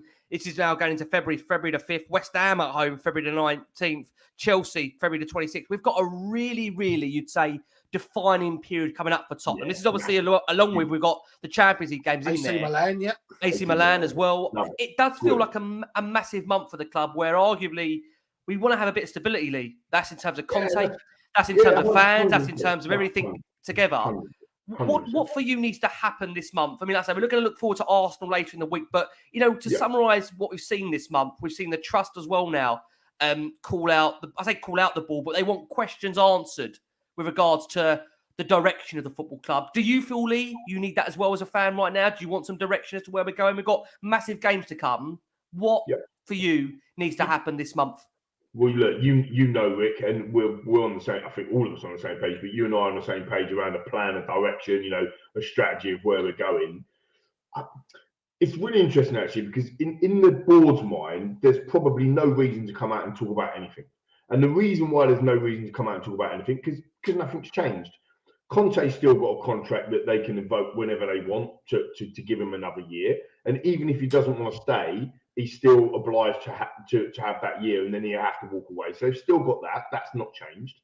They haven't offered him a new contract, 2-year, 3-year contract or whatever, which he's turned down, excuse me, that we know about. And if they have, and he has turned it down, the bloke shouldn't be at the football club, right? So that's two things there. The second thing on that is in terms of the transfers. It is now 7 days into transfer window, so come on Spurs, pull your fingers out for God's sake. But when all this misery started, the transfer window wasn't even open. So from the board's perspective, they're probably going, well, nothing's changed. And from a PR perspective, it might be really hurting them. But whoever's advising them, and that's their prerogative, and that's what they've got to do. They're probably thinking to yourself, there's no need to comment on anything because nothing's changed. However, from our side of things, everything's changed. Why aren't we getting clarification from the Tottenham hierarchy that this is still our strategy, this is what we're doing, this is what we're going forward, this is the project, this is where we are, this is how much we're going to invest. We had 150 million to draw down, and by all accounts from Company's House, we've only drawn down 100 million. So where'd the other 50 million go? Is it because all of a sudden the board have changed their mind? Is it because the cost of borrowing has gone through the roof, like most people in their mortgages will understand? Have we got a fixed term from the Bank of America and financing the stadium, or has that had to change? I don't know. I don't know any of the questions. But the point I'm trying to make is that from a clarification perspective for the fans, we're always the ones that get left behind every single time. It doesn't matter if it's from the board not signing anyone or false promises that they said they were going to do something and they're not going to do it, 150 to now not 50 million, for example, or if it's a train strike on, or if it's for the TV, put the game on the TV and all that sort of stuff. Yeah, Richard, you make a really good point here. And Rick, you've been making this as well. Why are the financial results? Last year they were filed on, I think it was the 21st of November. They're not been filed yet. Why? What are we waiting for? Lee, we've been waiting to do a show on these. We've had to keep pushing. We've had to keep pushing back the guests we've had lined up to do this show because we are still waiting for them. And when they're going to come, who knows when they're going to come? Is the concern, Lee, there on that just very quickly? Is the concern the reason why we haven't had them yet? Because they could drop tomorrow, they could drop Monday or Tuesday. Is the concern there might be their money there, and therefore the expectancy is why are we not spending that to tie into the point you're going to make as well now?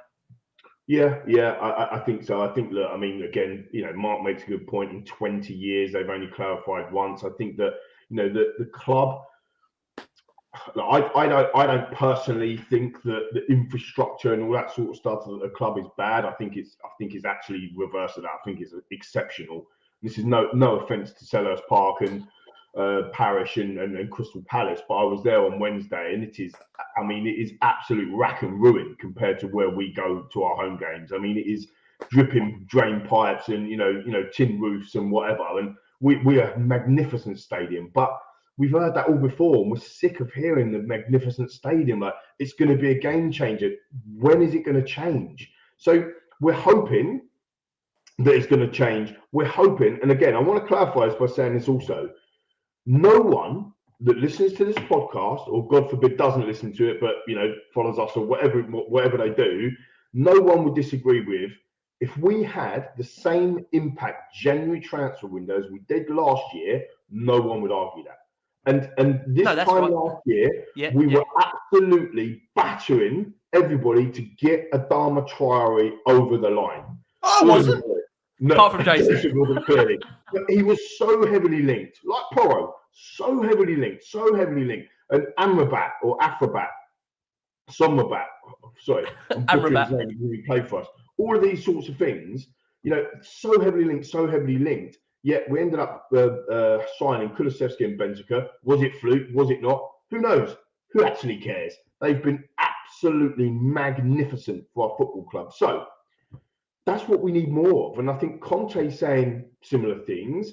I don't think there will be ever a transfer window that Conte will be satisfied with before it happens. I think if Conte comes out and signed a 5-year contract that you couldn't break and there's no way ever that he can leave, I still think 2 weeks before the transfer window, he's going to be in misery guts, with the greatest respect to the guy, because it's just the way he is. He wants the best.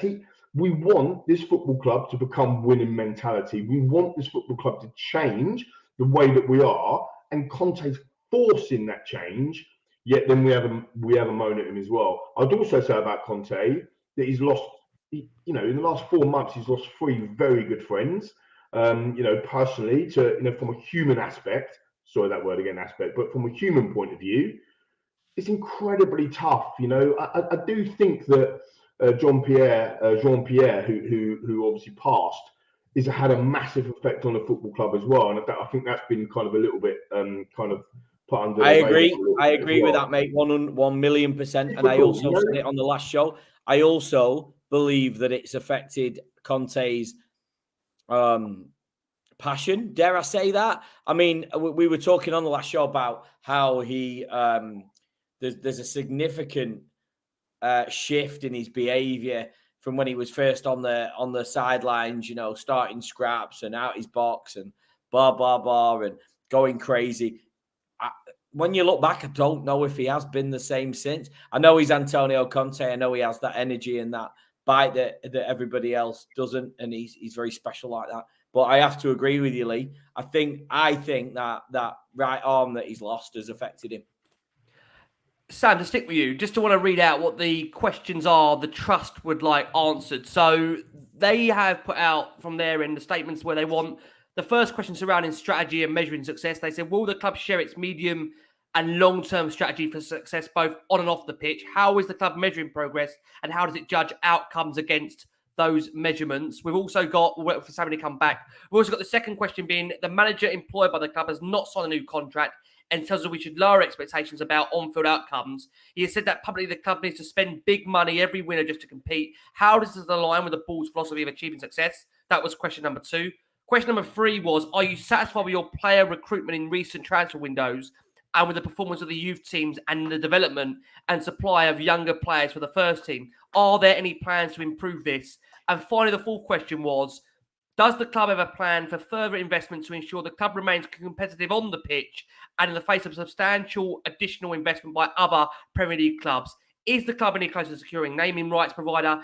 Is there a plan for further investment by ENIC or form of other potential investors or buyers? Jace, we'll come around to you as we lost Sam there. Number 1, are those the questions that you feel you want the answer to? And number 2, is this the right time to answer those questions, in your opinion? I think, broadly speaking, they're the questions we ask ourselves pretty much most days, aren't they?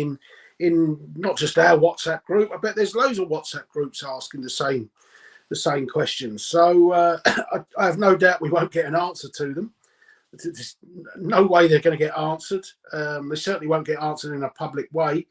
But I understand where the trust are coming from in asking them. I saw lots of comments from other supporters of other clubs. Oh, you lot are moaning, and you got the stadium. You're in the Champions League. You're 5th. There's a touch of self-entitlement. Yet they're most of the supporters of those clubs that rip us for not having a trophy. So which you either mock us for not having a trophy and no ambition, or you appreciate we do have a bit of ambition. But they're the questions everyone wants answered. And I just wanted to say I had a few in the week. There's been a little bit more criticism of ENIC on the pod of late. Why won't you use the hashtag? Because of people that answered questions to David Gold and Gianluca Viari using that hashtag with their sick, vile comments. So I'm not going to use that hashtag. Not what people can be saying. Can I also add that last one on Spurs represents not just one voice; it represents a number of different voices, and it also represents a number of panelists, contributors, listeners, and we, as we've always said, last one on Spurs. There is no agenda here. It's not balled in, balled out. It's not ENIC in, ENIC out. It's Tottenham Hotspur. And I think that's the most important thing that we make here a point, is that we're all Tottenham fans. We support the football club. And I think we have always, on last one on Spurs, over the last 5-6 years, we have had the conversations when we need to have them. We've had those difficult conversations. We don't shy away from anything here on last one on Spurs. I feel like as a podcast, we always discuss what needs to be discussed. We don't hide away. There's never been a time we've hid away discussing a manager, discussing players, discussing tactics. But I think, again, we try and do that with a level of respect for who we're talking about. And that's all it is. We don't have to use obscene language or we have to be ranty and ravey. We try and say it as it is. And that's why I'd like to think that, we have got a wonderful listener base out there of 50, 60,000 that listen to this show religiously every single week, which is remarkable in saying that. And then the thousands that watch this on YouTube. So again, we are always grateful for all that support. And I think what we've always seen, Sam, come over to you, is that we're always stronger as a club when we're together, right, Sam? We've always seen that. Always, mate. The Tottenham fan base is a special fan base, and it really is. And everybody could probably say that about their club, but we're stronger when we're together. And I must admit that, you do get there's always going to be the percentage of people that want to put up the fight. I mean, we've got a lot of pressure coming towards the show at the moment about the board and Ennick and this, that, and the other. And, the message I think that the show gives across is everybody is entitled to a view. And that's the great thing about sharing and social and being able to do a show like this. But the best thing is when we're together, we're behind each other, like Lee was saying, singing for the club, everybody getting together, keeping the positivity. And that's what's in my blood. No matter what happens, we're going to be behind them, aren't we? So why don't we come together and support them?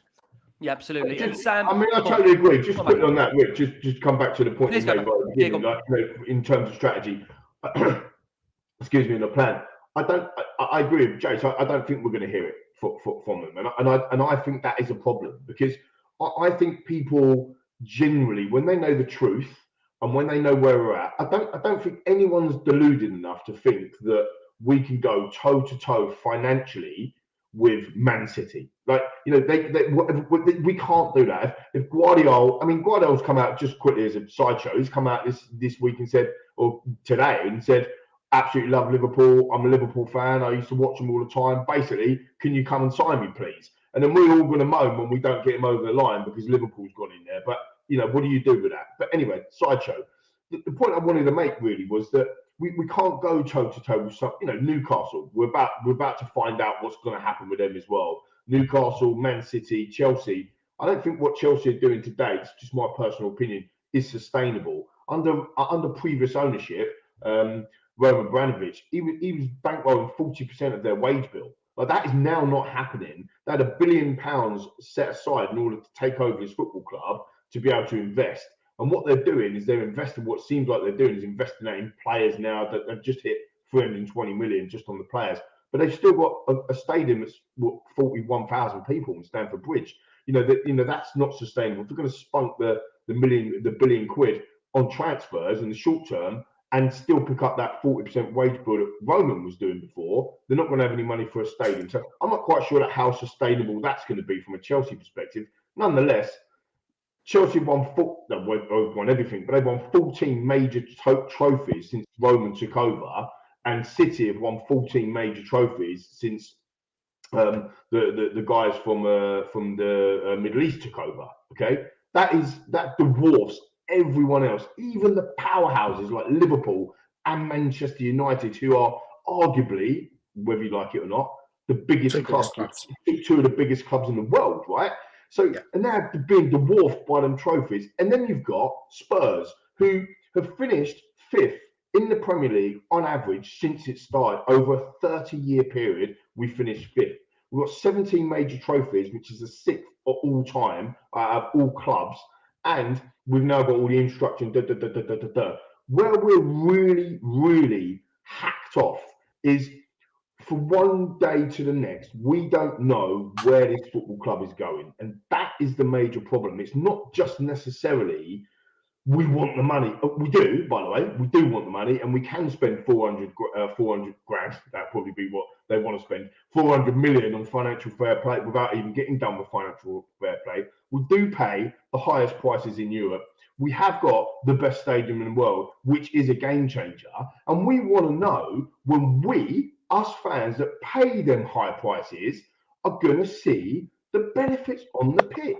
That's what we want to see. Now, we have invested in the squad. We have invested in the squad, and we have backed Conte. So there's nothing suggesting, in my opinion, that we're not going to back him in January and we're not going to back him in the summer.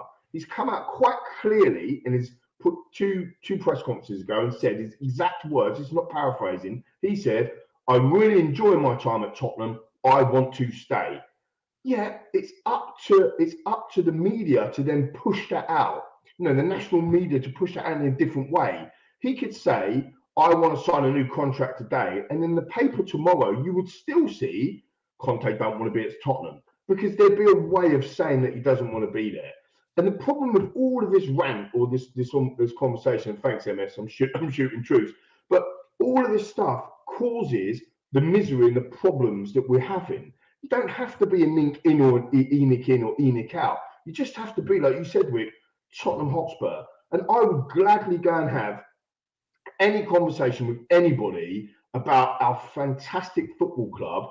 But what I don't want to be doing is having rows and arguments and filth, flying around, swearing and whatever it might be. Not with them in particular, like with an ink in or an ink out people. That's just not what I want to do. I want to go to watch football in a magnificent stadium, sing songs, not with swearing in them, not with derogatory words in them that might hurt, different groups, and ultimately see us win on the pitch. That is what I want for my football club, and that is what I want our leaders of this football club to come out and tell us. That's what we're doing. That's where we want to go. Now, that's just my agenda. That's no one else's agenda. Do I want us to go and buy Bastoni? You know I do. Of course we need him. And of course I want you to go and do him. And I still think that we can. And that's where we need to change. We need to put some ambition into the top of this club. But Conte is the guy that is driving that ambition. He is forcing the change. And sometimes you have to force the point before change happens. And I'm hopeful that that's going to happen. Sorry for the mate. Yeah, no, some great points. Honestly, great points. I'm sure, like I say, look, the most important thing is we've always said that as a club, we're always more strong when we're together. And I think, again, what I would just say finally is that we respect everybody's points of views. And we're not saying that, some are wrong and some are right. I think, listen, there's a balance in between for everybody. That's the reality of where Spurs are right now. We always say on Last One on Spurs, more can be done. More has to be done. And I think you have to always challenge those up above you in order to force more for change. So we are most certainly, we want that. We all want that. And that's the most important thing. We've got a massive week to come on Last Word on Spurs. Sam, before you leave us, I think we just got to remind people of what you're wearing at the moment. Jason's going to laugh at us when we see this, that we are delighted tonight to be sponsored by Fradimé. They're a UK-based streetwear label. They are brand new to the fashion scene, and it turns its back on the mainstream to create its own designs, and they do things their own way. It's already associated with some of the top places in London, like the Berkeley and Baglioni hotels, and many well-known influencers are wearing this kit at the moment. You are one of them, Sam. You want to give us a shout about where we can find some of that great material you've got on there? Yeah. Apart from the fact I'm not an influencer. And then send it to Jason. He looks delighted. Look at Jason's face. Yeah, I'm repping the kit. It's I'm proud to be to be part of representing it, Ricky. It's a good friend of mine that's launched it. He's got some people behind him that have been part of a huge global brand that have had the likes of Mario Balotelli and the likes of representing the kit. And obviously we're going to post out a little for all the Spurs fans. We're going to post out an LWOS 20 code for everybody to get 20% off online. So happy days. Amazing, mate. Listen, I was just thinking they could have been ambitious and got a top model, and they settled for Sammy. Yeah. Just I'm not one of the influencers, unfortunately. There are a few players floating about in it already. We've got our fingers in a few pies. It's had a hell load of money thrown at it. My very good friend, it's really, really good quality. They spent a lot of dough on it, A really good friend of mine who's a multi-million pound investor is involved in it, so it's good. You're not a Spurs fan by any chance, is he? No. It's a she, and she's a powerful businesswoman. She set it up for her son, who's a good friend of mine, and they've invested into a lot of high quality kit. We're posting a code out onto the onto Twitter so the Spurs fans can get on and get the trackie. The price reflects the quality of it. If you're astonished by how expensive it is, but it's good. It's good clobber. You'll see a lot of people in it. So cheers for the plug. Well, there you go. You got one there. Jan's in it. I'm in. Nice clobber. So Jan, we'll send you that code over to you. Macca, thank you so much, mate. We're out to Saturday, so really appreciate it. It's been a lovely day for your girls. No matter what, they'll always remember their first game at Tottenham. It was a win. That's the most important thing, mate. You're back with me. We've got a number of shows coming up during the week. Big period, Lee, ahead of Arsenal, mate. Obviously, you'll be there in the stadium Sunday, so we'll be blessed for your presence. But big week ahead for the football club. Huge. What do you want to see? What do you want to see this week? Yeah, look, I want to see some moves in the transfer window. You know, I want to see Antonio Conte's contract extended. I want to see Kane commit his future to the club, and the club to commit to him as well for what he's done. I think that'd be really fitting.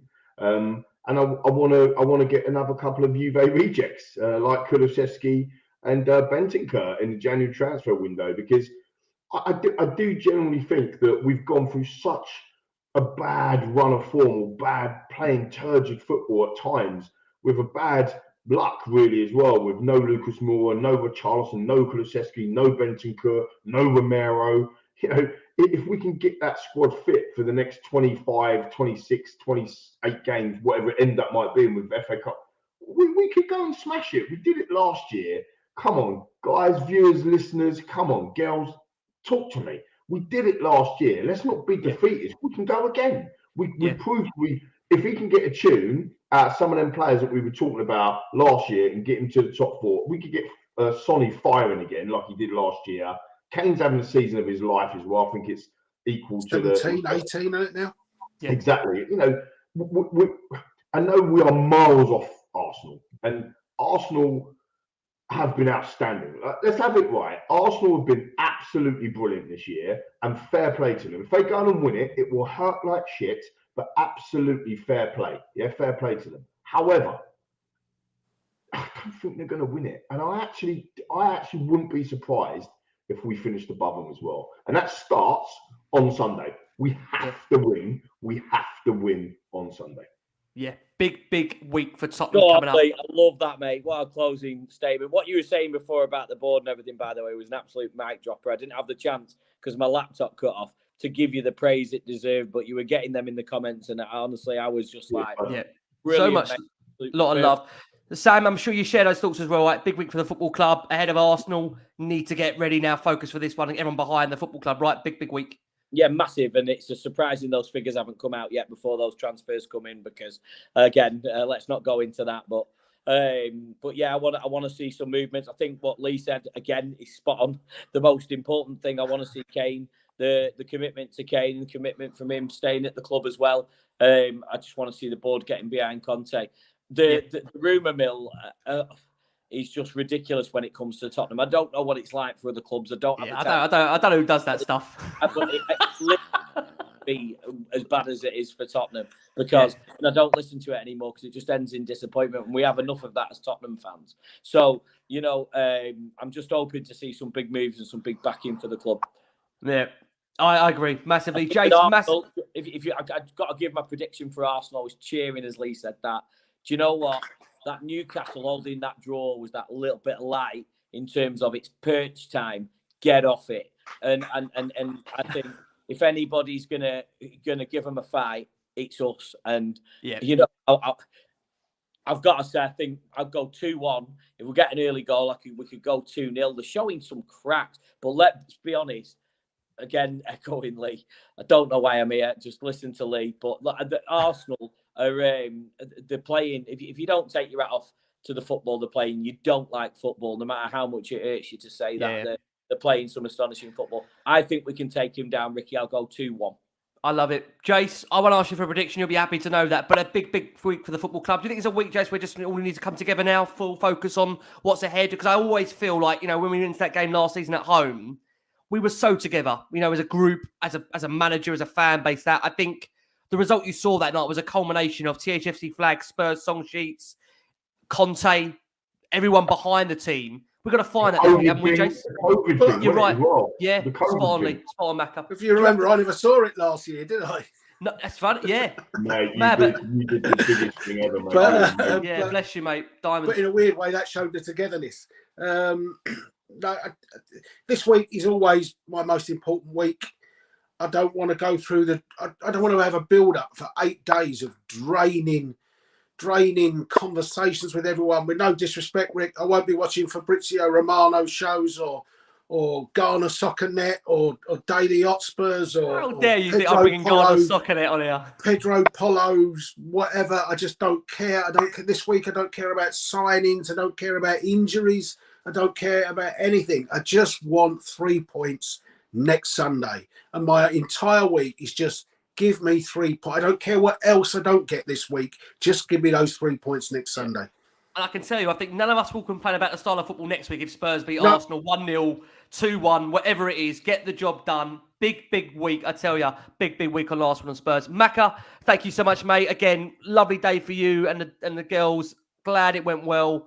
Big week ahead, mate. Thank you ever so much. Jace, you're back with us very, very soon, mate. Enjoy the break away from Spurs. Enjoy your spare time. I want to ask you what you've been doing. And Sammy Powell, thank you so much, mate. Again, listen, I've got to say, contributors here. Saturday night, we've got, I say, about 700-800 of you watching us live here. This is why, again, last one on Spurs, it attracts a ridiculous amount of audience. Can't thank you enough for all your love, all your support. We're back with you for a bumper week on last one on Spurs. 3 or 4 shows coming your way. Thank you so much for all your support. The wonderful Sammy Powell. Sam, thank you so much. We'll be back with you very soon from Lee, from Jace, from Sammy. Guys, as always, please keep safe, keep well. It's the magic of the cup. Come on, you.